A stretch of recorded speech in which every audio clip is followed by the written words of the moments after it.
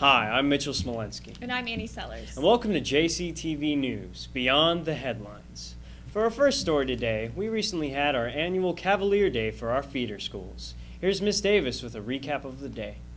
This past Friday, we had Cavalier Day, which each year we bus our 8th graders in from our 9 feeder schools. This year we had 226 8th graders come and experience a half a day at John Carroll. This year we started out in the chapel. We had our ambassadors and our campus ministers discuss what John Carroll is all about and how to get involved in the community and who we are here at John Carroll. We showed a PowerPoint and played some praise and worship songs just to get them into, a faith-based community. And then after that, our ambassadors led them into the auditorium where the stepbrothers were there to welcome them, and that was really great. I think they enjoyed that. And then Mr. McGrath and Miss Owens talked about their roles here at John Carroll, and then we had Mr. Playa, who explained the drama department and ways to get involved, even if you're not an actor or an actress. And then we had Marissa Latham and Thomas perform a scene from our upcoming play.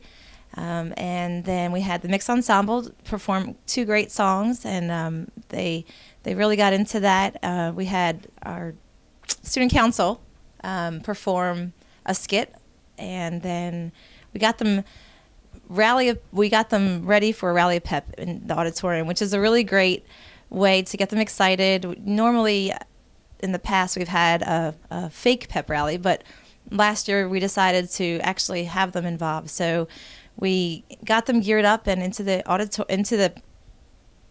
gym, and they sat in between the 9th and 10th grade. And I think looking over there were 226 8th graders, and it was obviously the biggest class in the gym at that time, and I really think that they enjoyed it and they got into it. We had a couple perform some of the games, so it was just a way for them to experience what high school is all about, and I think most of them, for the majority, enjoyed it. We had open house after that. Some stayed, and some students were involved in the band and color guard. That was a new addition this year, and others stayed and enjoyed pizza and waited for their parents to take a tour. So this year I think Cavalier Day was a huge success, and our ambassadors and campus ministers worked really hard, and so I'm grateful for that and looking forward to doing it again next year. Thanks, Miss Davis. And now for Patrick with the weather. All right, John Carroll, here's your weekly weather forecast. Tomorrow, expect a high of about 80 with a low in the mid-50s with a partly cloudy day and a 0% chance of rain. On Friday, expect a mostly sunny sky with a high of about 80 and a low of about 60 with a 0% chance of rain. On Saturday, expect a mostly cloudy day with a high of about 80 and a low of about 60 with, again, a 0% chance of rain. On Sunday, it'll be cloudy with a high in the mid-70s and a low in the upper 50s with about a small chance of rain. When we come back to school on Monday, expect showers in the afternoon with a high of about 70 and a low in the mid-50s with a 60% chance of rain. All right, John Carroll, that's your weekly weather forecast. Back to you, Annie and Mitchell. Thanks, Patrick. And now to your student body president, Evelyn Bostani, with the Bostani Report.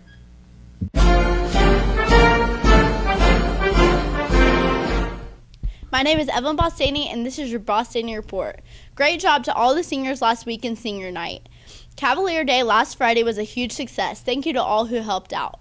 Remember, the Thespian Food Drive is this Friday, October 23rd, so remember to bring in your cans and wear jeans on that day. Thanks, John Carroll. I hope you have a great week. Thanks, Evelyn. Now in other news, 36 of our seniors recently went on the Kairos retreat. Here's Mary Maloof with Brian Marbury. Thanks, Mitchell and Annie. I recently interviewed Brian Marbury about his experiences at the Kairos retreat, and here's what he had to say.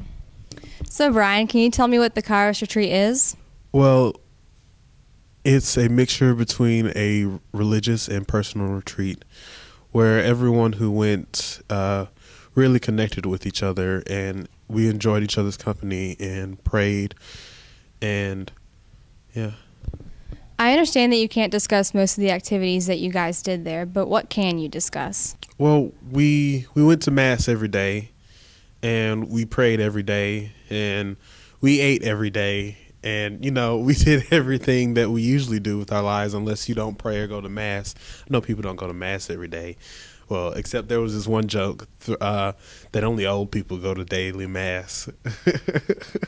I don't mean to insult anybody. If you go to daily mass, you're not old. Why do you think you can't talk about certain activities? Well, we can't share everything because it ruined the experience for anybody else who's going, because we had no idea going in what we were going to do. We just knew that when we left, we were going to be changed, and that's exactly what happened, so we don't want to ruin it. Did this retreat help your personal growth at all? Yes, I became closer with a lot of people that I never really talked to, and found out that they were really good people, and that we shouldn't judge people because we know absolutely nothing about them. We just know what other people tell us, and what they tell us they don't know. Did this retreat help your personal growth at all? Would you recommend this retreat to others? I really wish that everybody could have gone. I know that only a certain number of people. So if you have to fight and claw your way to a spot, I suggest you do it because I'm so glad that I went. That's all for this week. Back to you guys. Thanks, Brian. And now to our field reporter, Patrick Kolar with the robotics team. All right, Joseph, why don't you tell me a little bit about what inspired you to build this robot? So my dad worked on dump trucks and garbage trucks for most of his life. And what they use is like a little piston system to push stuff out. And that's kind of where my dad showed me the idea for the back end of it. Just pushes whatever we picked up, the coal, the other minerals out, and we're able to sort them in the bucket. All right, Alex, how about you tell me how you feel about this robotics team going forward? I think the robotics team has a future at John Carroll. Anyone that's interested should go talk to Coach Beck. BEST is a really, really good way to get to know the engineering field and to start out in the engineering field. All right, Marzia, how about you tell us a little bit about what you did? Well, I was part of marketing with Olivia Miner, and when you're part of marketing, basically what you do is you get a presentation ready for the judges, and you present. You have a booth set up at the competition, and you present your product, and you're like trying to market it, you're trying to sell it. Tell us a little bit about the driving experience of the robot. Driving is really fun. It's basically just like a real life video game. You have a controller, and it kind of just looks like an Xbox controller, and you have like 4 controls. So our robot had an arm that would lift up and down, and part of the course you had to have a spotter because you can't see half of it, so you have to rely on your spotter and life. Alex, as president, what did you reasonably expect for this first year of Robotics Club? I guess that I really just expected for us to have a robot built by the end of the time that they gave us. I didn't expect to win the competition, but, you know. What was the biggest challenge building this robot? The biggest challenge building the robot was the time crunch. And it was just me, Alex, Davis, and my dad working on it for about 2 days, up until midnight, both nights. Yeah, it was a challenge. Thanks, Patrick. And now for your favorite sports anchor, it's Tori Coker. Hey, guys. This past week, we had 2 senior nights in our sports program.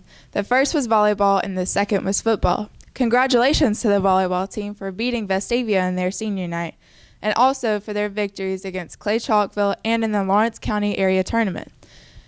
They defeated the 5, 4, and 3A state champions from 2014. Good luck to them as they go to Super Regionals this weekend to make it to the state tournament. Now let's see this week's highlights in volleyball and football.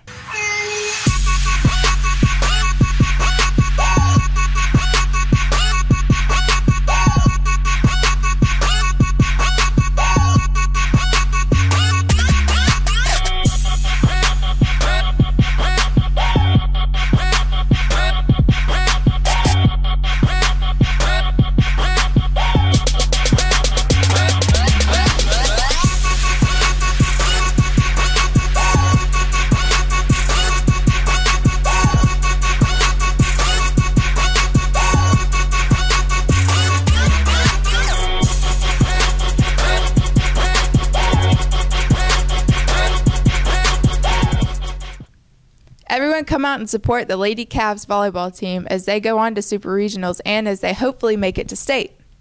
That's it for sports. Back to you, Mitchell and Annie. Thanks, Tori. Well, that's our show for this week. Thanks for watching JCTV News. And don't forget to pick up a copy of the Cavalier newspaper, because any news output is a good news output.